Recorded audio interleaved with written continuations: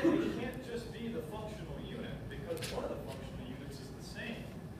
The major difference is going to be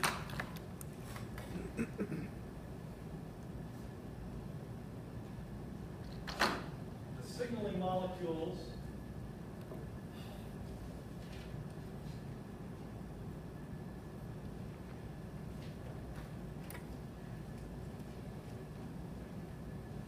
are going to be released into the blood. And really, you know, there's interstitial space between the glands and the blood vessels. They're going to be released into the interstitial space and then move into the blood. So these endocrine glands, endocrine signaling works through the blood, whereas nervous system signaling works through these synapses, where specific cells are targeted. Right? So does that make sense so far? So that's going to be one of your first major differences in terms of just terminology. All right, where do we go next?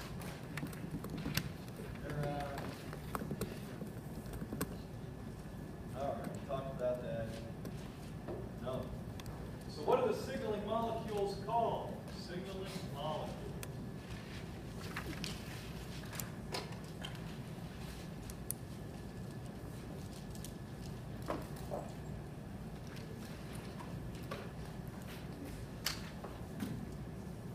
What were the signaling molecules in the nervous system? What did we call those?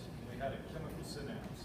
We also had electrical synapse that didn't have signaling molecules. They just transported an action potential through a gap junction. But when we had chemical synapses, what do we call those signaling molecules in the neuron? Neurotransmitters? We call them neurotransmitters. Neurotransmitters. Which makes sense because they were transmitters of the nervous system. In endocrine signaling, we call these signaling molecules, I just gave it away, hormones. So hormones are the signaling molecule of endocrine glands and neurons that are associated with the endocrine system.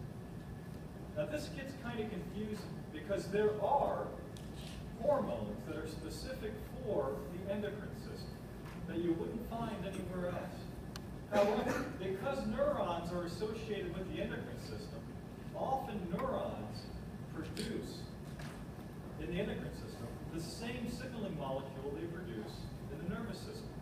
So here's the question. What's the difference between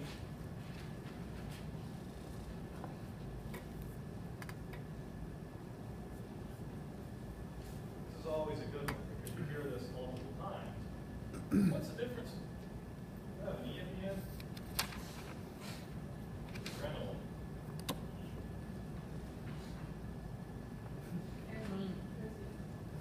I knew it. All right. What's the difference between adrenaline and epinephrine?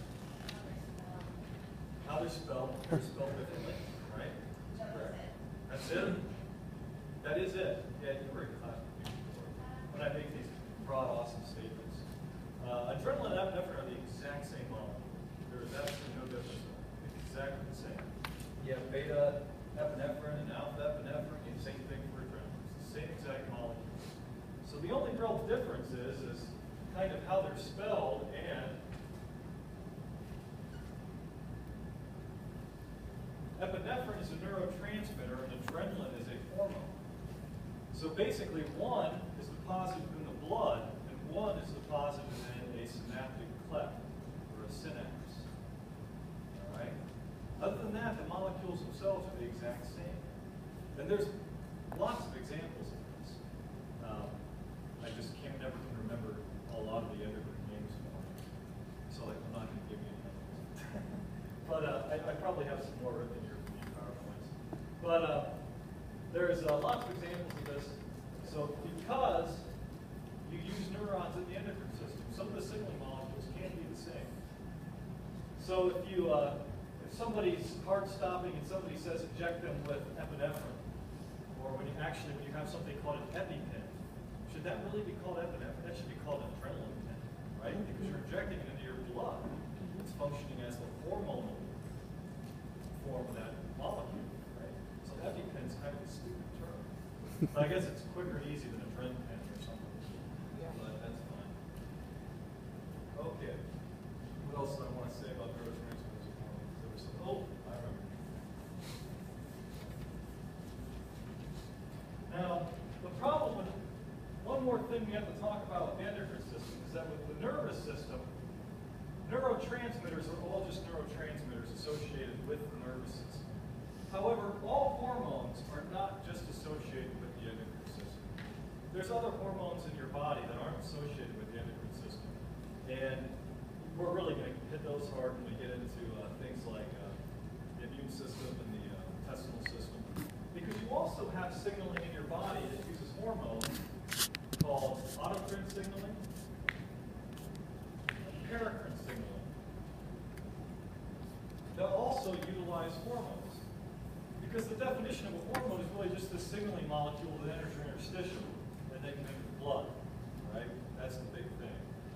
So what if you were actually, let's say if we have a little cell here. What if the cell, it releases a little tiny hormone. And let's say that hormone comes right back and signals the same cell that released the hormone. That happens all the time. That's called autocrine signaling. That's part of the autocrine effects of signaling. So that's not endocrine because we've had self-signaling.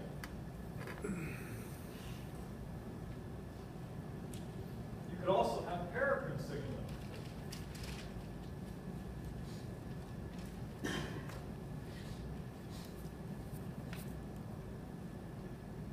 Where a neighboring cell signals another neighboring cell. So this would be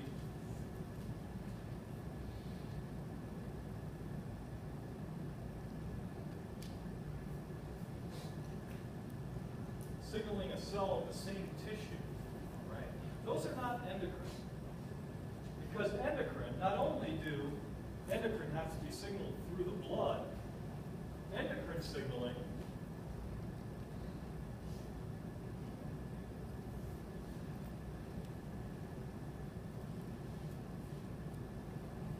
signals cells of different tissues. So that's another requirement of the endocrine system.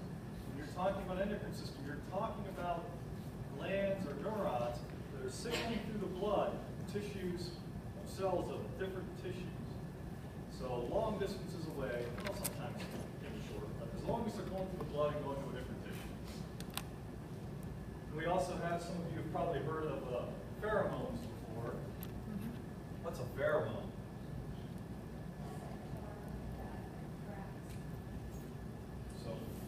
Pheromones, if we had a cell, let's draw another one. Here's our little signaling molecule. A pheromone might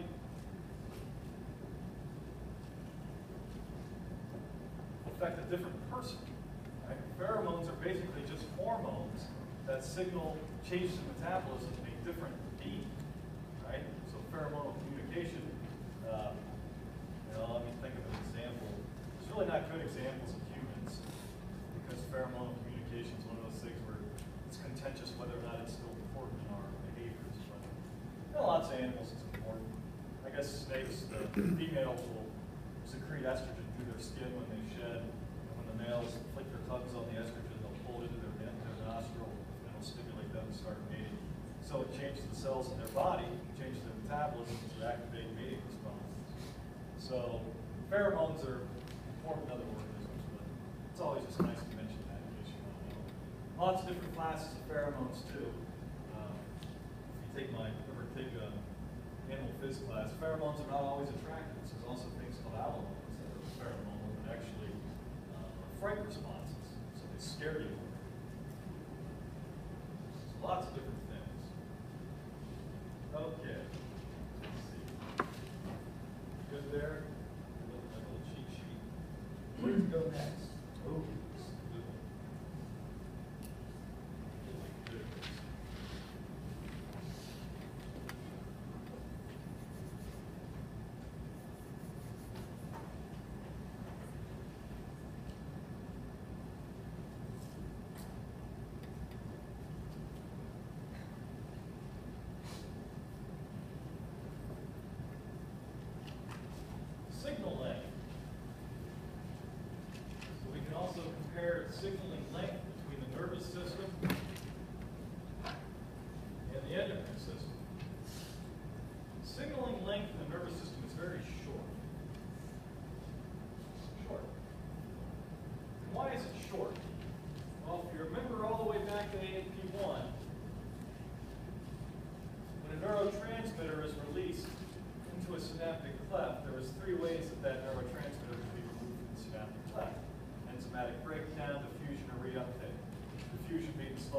process, enzymatic breakdown being fastest.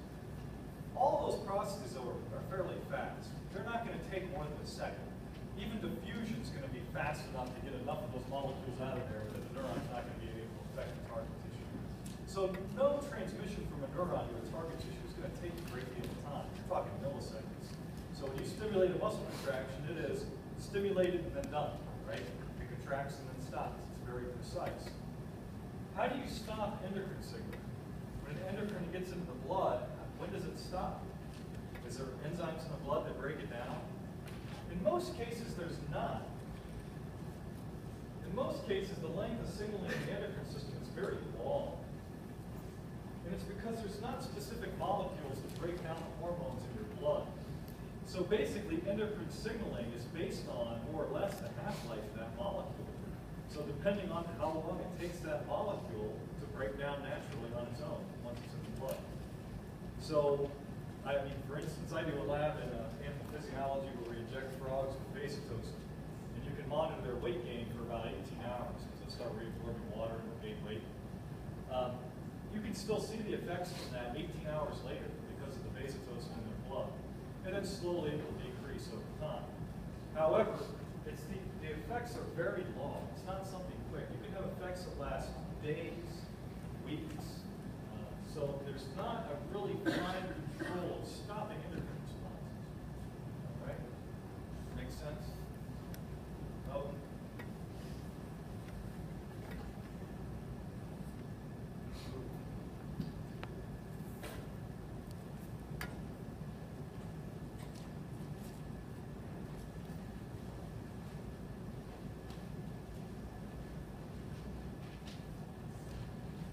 Speed of signal.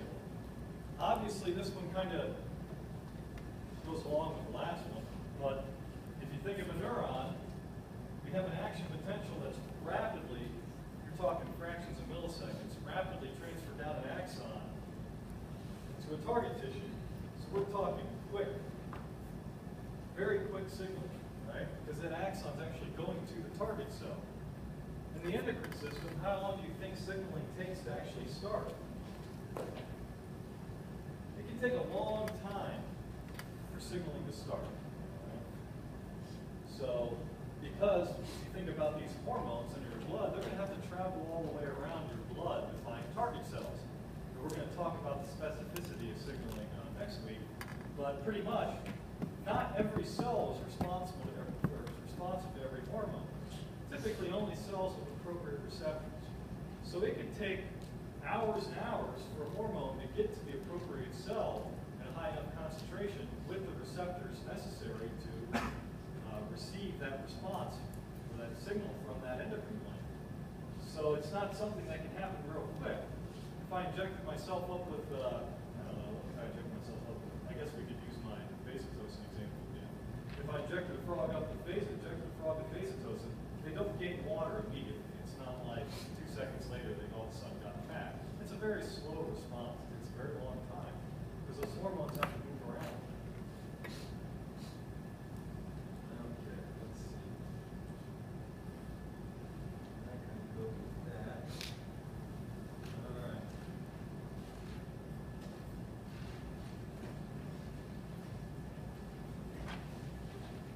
So really, what you need to do is make a table in your notes that reviews this information.